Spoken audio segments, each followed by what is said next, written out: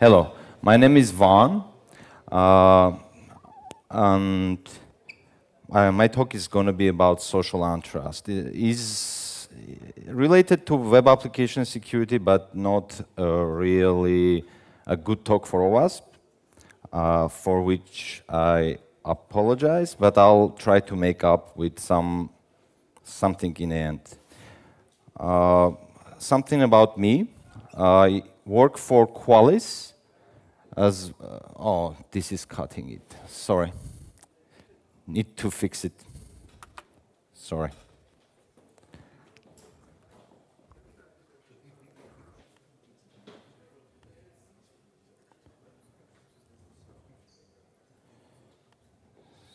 Let's try doing this.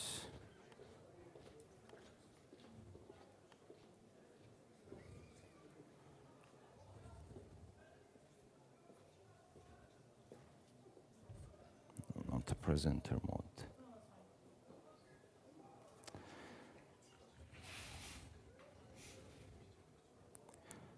I apologize for this. Custom show.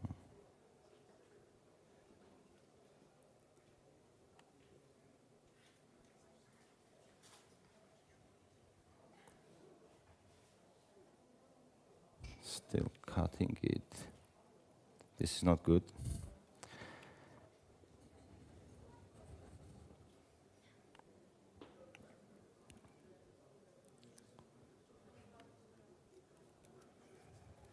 This is a problem with PowerPoint, so we'll switch to the backup. Good old PDF, and no cutting here. As I was telling, I work for Qualys, doing web application security scanner development. I also lead Armenian OWASP chapter. So what we are going to focus on today is about trust and untrust. And the talk is not going to be about social engineering, but it's about social trust and its monetization. So basically, information equals money unless the information we are serving is useless. But there may be some exceptions. Sorry for another glitch here.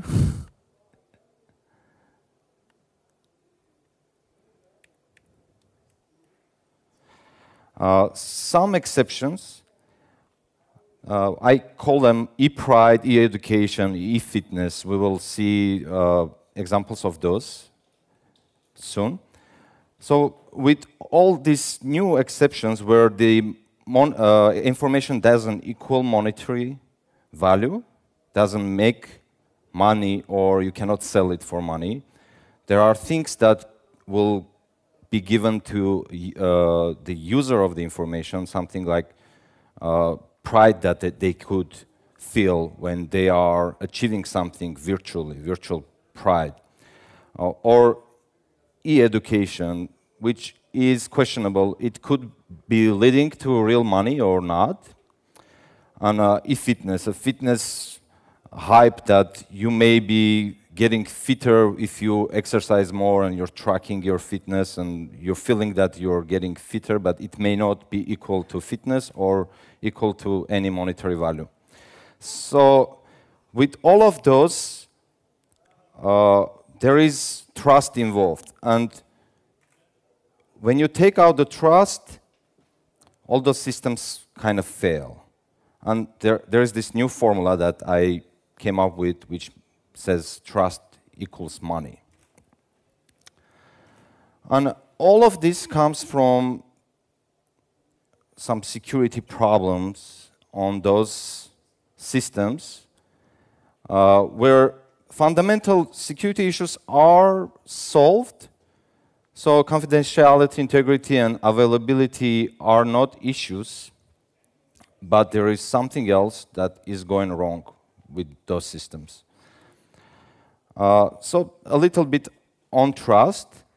So trust is very important, and it's really hard to gain a trust.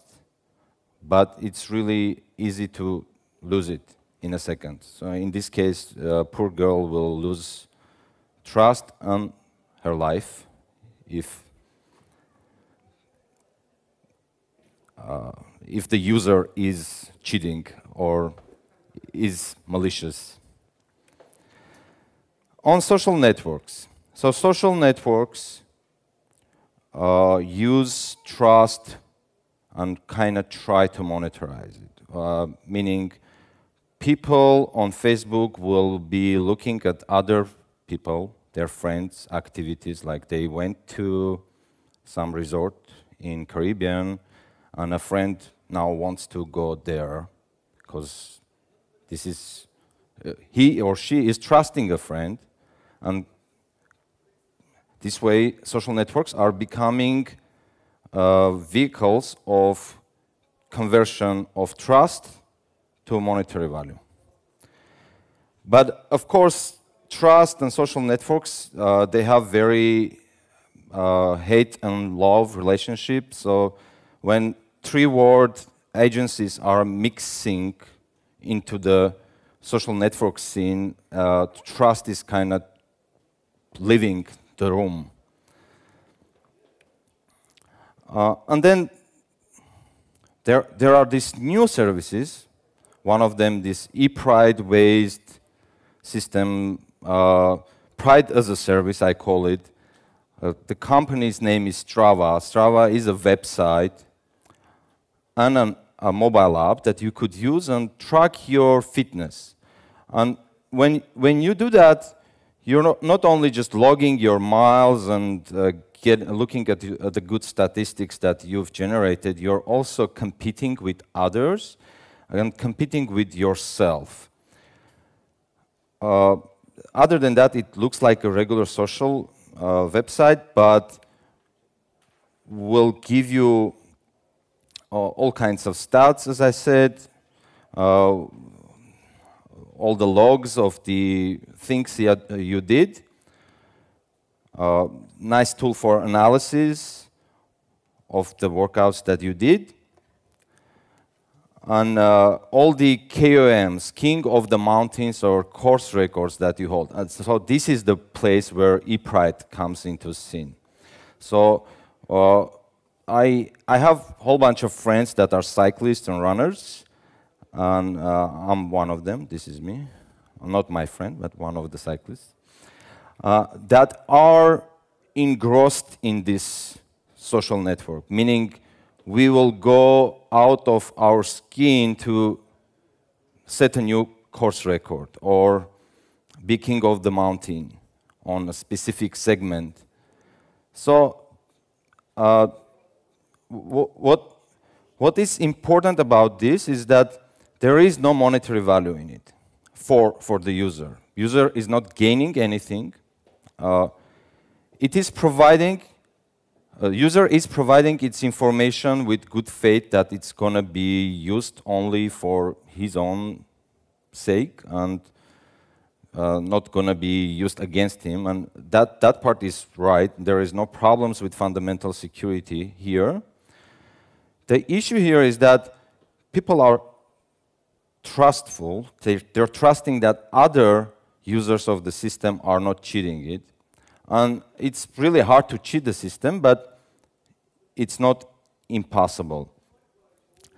Before looking at the cheating part, I love this service, Strava, so I want to give them kudos on being proactive and basically having privacy and security features there. One of them is they are restricting logging of your activities outside of this red dot, which is your residence, or other addresses that you will assign that shouldn't be tracked or shouldn't be visualized. So other people won't know where you're keeping your expensive bikes and come and get it from your garage whenever you are not there. So about cheating. So what I've noticed with this system that whenever I would go and try to get a king of the mountain on some specific segment, in California we have Kings Mountain, and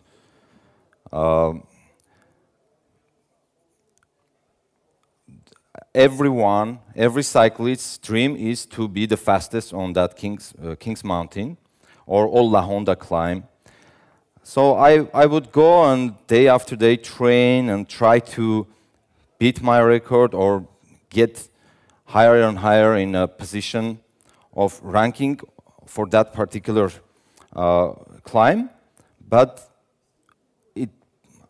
I had very big difference between me and top guys. Like top guys were 25, 30% faster than me. And then I figured that there are some guys that are even faster than Lance Armstrong, which we know is a juicer. So even Lance Armstrong, being the fastest guy of his time, wasn't fast enough for those guys. So I figured maybe those guys are juicing and they have a better juice than Lance Armstrong, but turns out they are not juicing physically, they are juicing virtually. So there is an example of DigitalEpo, the website that does the juicing for you. But before that, I have tried, before I discovered that DigitalEpo exists, I created my own juice. And what I did, I created this account for Russian singer Vlad Stashevsky, and he became king of the mountain on a hill that I could ever be king on. So what my software does is taking the GPS log that is legit and compressing the time. And then you upload it. The system may think you're cheating in some cases, but I know what it's looking for, so I've created some distractions for it, so it's not detecting any cheating there.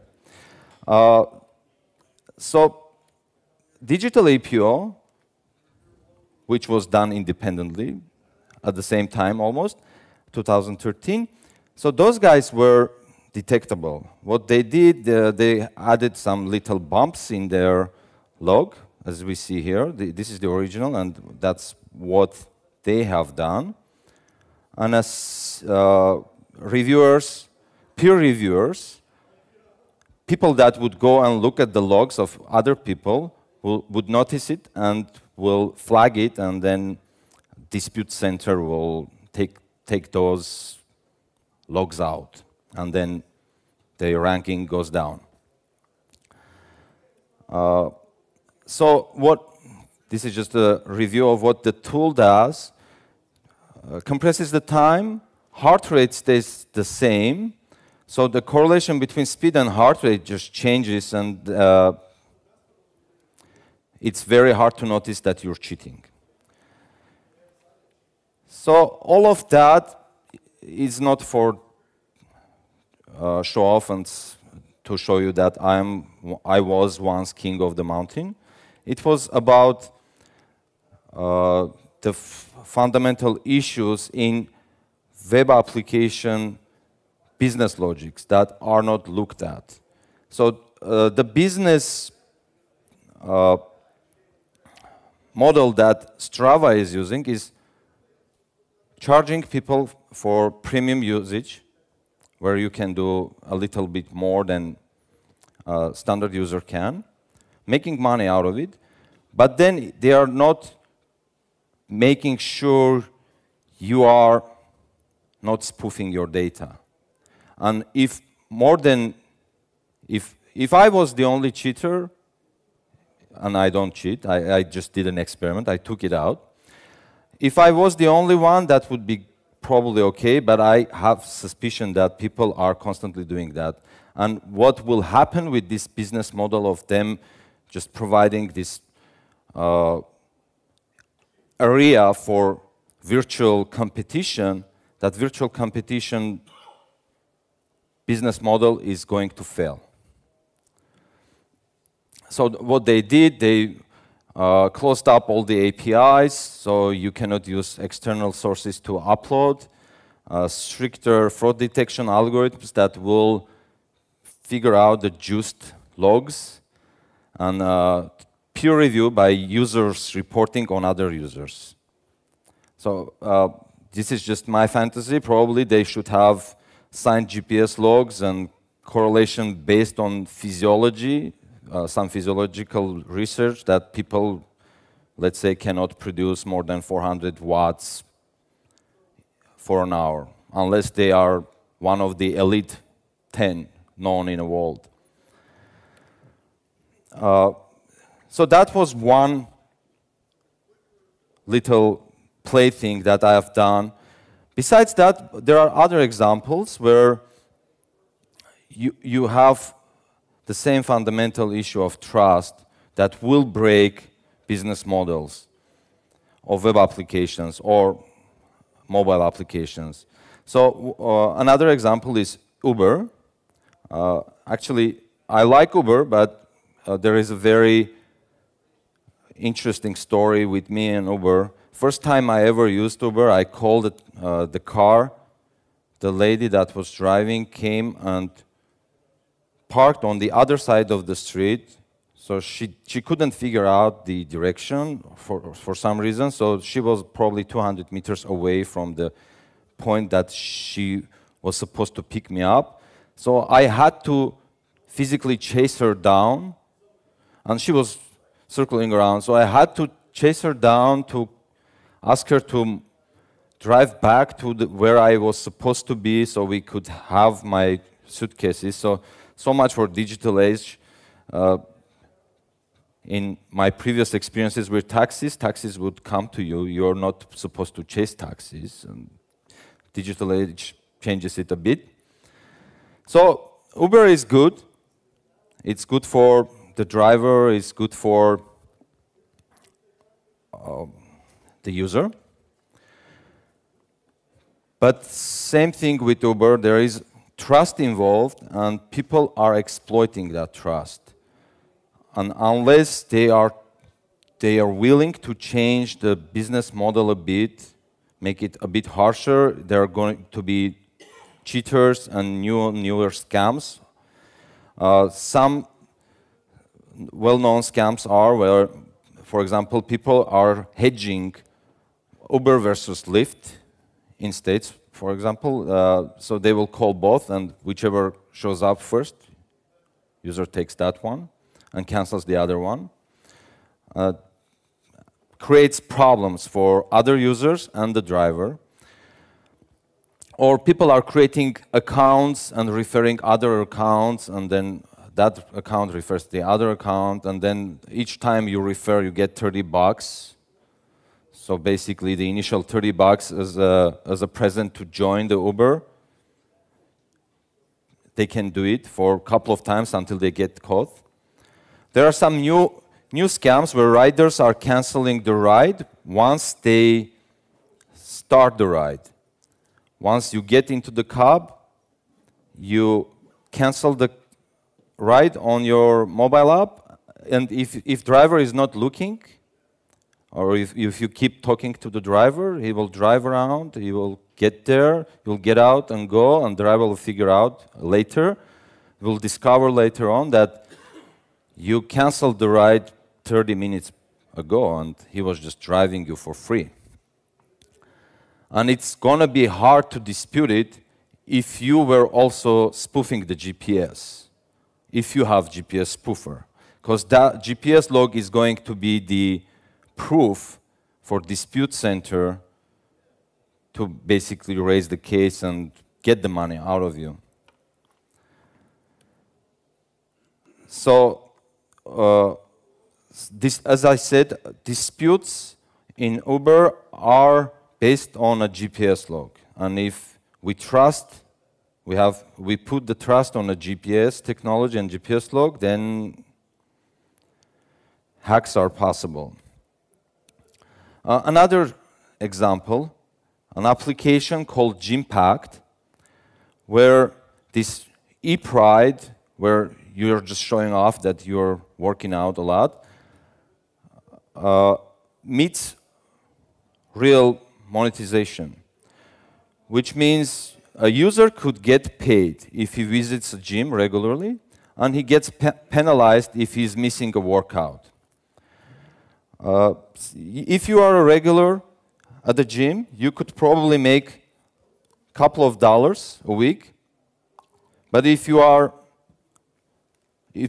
committed to going to gym regularly and you didn't, then you can lose some. And Jimpack trusts this GPS for correctness here too. So thinks that you could spoof GPS on a software level, just sitting at home. You could go to gym virtually and get paid $25 a week for as many accounts as you want. That's one way of cheating it,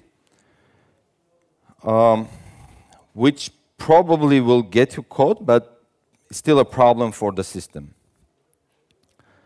So the problem with GPS is it could be spoofed, could be unreliable.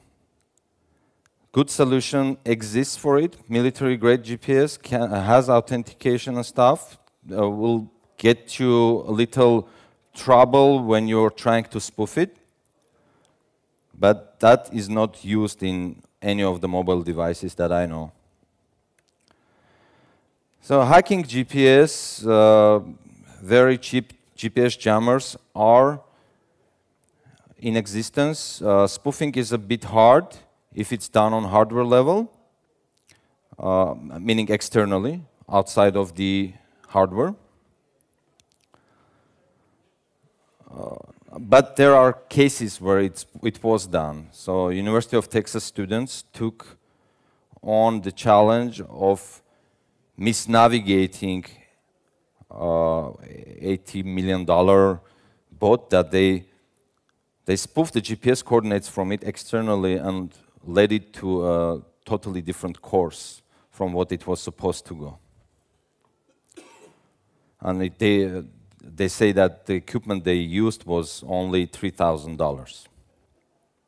So fixes for GPS could be crypto, adding some crypto into it, authentication, correlation with other sensors that would make sure the spoofing doesn't give you coordinates that are totally out of whack or jumping in a space that is not possible. Sensors could have polarization, angle of arrival could be taken into account to disable external spoofing, as well as time consistency.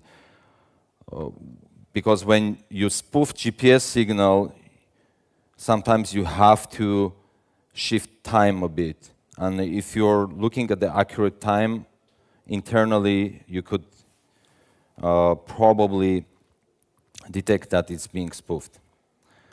Another example of trust being exploited is massive open online courses. And what is the big trouble with those systems is plagiarism and cheating on tests. So these guys are pretty smart, and of course they are providing smart courses, so they got some fixes. So fixes for that would be for very important courses that you take, you pay money, they have verification through using some human supervision, proctors that sit and monitor up to 6 people at once, and they already know when you're starting cheating and stuff like that. They also will employ keystroke analysis that fingerprints your personal style of typing, and if during the test or during the writing of the essay somebody else types instead of you, that will be noted. And peer reviews and hybrid courses, basically peer reviews easy. They are just sending it out to other peers or other classmates of yours to kind of give you an exam or look at your work. And hybrid courses would be when they are taking the real-life auditorium courses and mixing them with mocks, but those are becoming more expensive. And just psychological stuff like charging money or using punishments when you see plagiat or cheating also helps. These are some other possible places where trust is overused or being abused. And since we have lots of time, you guys could interrupt me and give me some advice on if I'm assuming anything wrong here, or direct me. So with cryptocurrencies, there is trust. In some cases there is a hard proof, but I guess there is this currency called Ripple where you trust that they won't. Actually, you will trust that it will improve by time because its price is going up, and then you will dive into it. Something like that. That's what I understood from Ripple. Of course, the fundamental hacking techniques like phishing is all about trust. And SSL has some trust. From time to time, SSL's trust is broken or being broken and then fixed again. Yes, sir. One thing I do recommend when possible. Just a second again. One thing I do recommend is using not just TLS the way we do it in a web server, but mutual TLS to provide authentication and confidentiality in both directions. Do you see that in this space at all?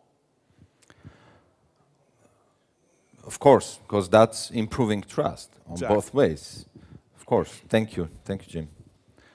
And then new things coming up, like self-driving cars. I wouldn't trust it at all. I mean, not in my lifetime, probably I will ever sit in a self-driving car. So, as a summary, these are all questions. I need answers. I'm most definitely not the smartest person in the room, so I would like your help to answer these questions. Trust no one? Or do trust? More control, good or bad? We know if control comes from government, we don't like it, but there should be control and regulation. So for all those systems that I have listed, making cheating technically more challenging would probably just cut off the low-hanging fruit and make those systems more viable for longer time. And changing business model. So if your business model is based only on trust, and when trust breaks, everything breaks, that's probably a bad business model. Any other suggestions?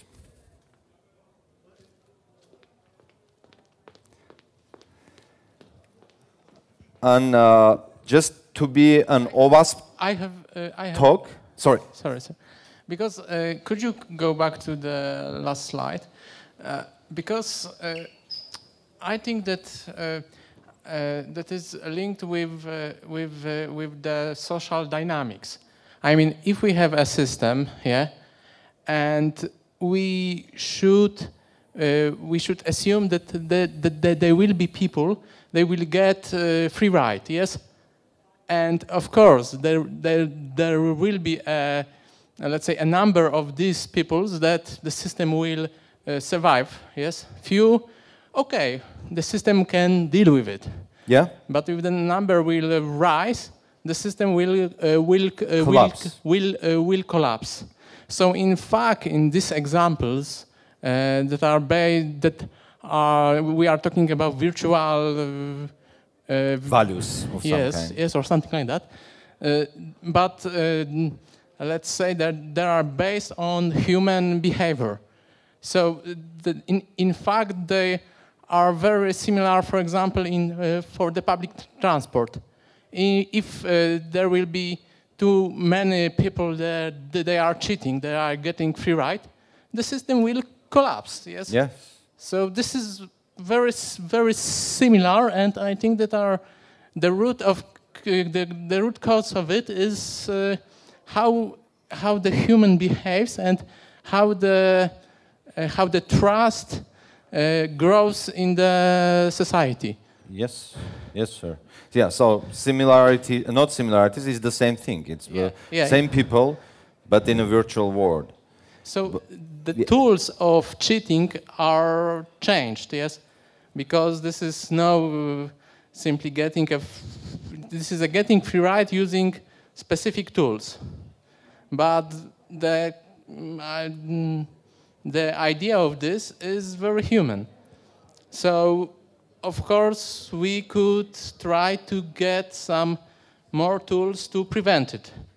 But the question is how the model will, if we have enough money from this model to make these prevention tools in place, we will be okay. But if not, then in fact our model was not good.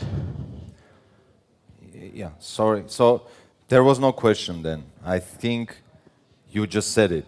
Yeah, I just said it because here are the question on the summary. Yeah, yeah. And answer to this question is use the tools that we are using in the real life. Yes. Yeah.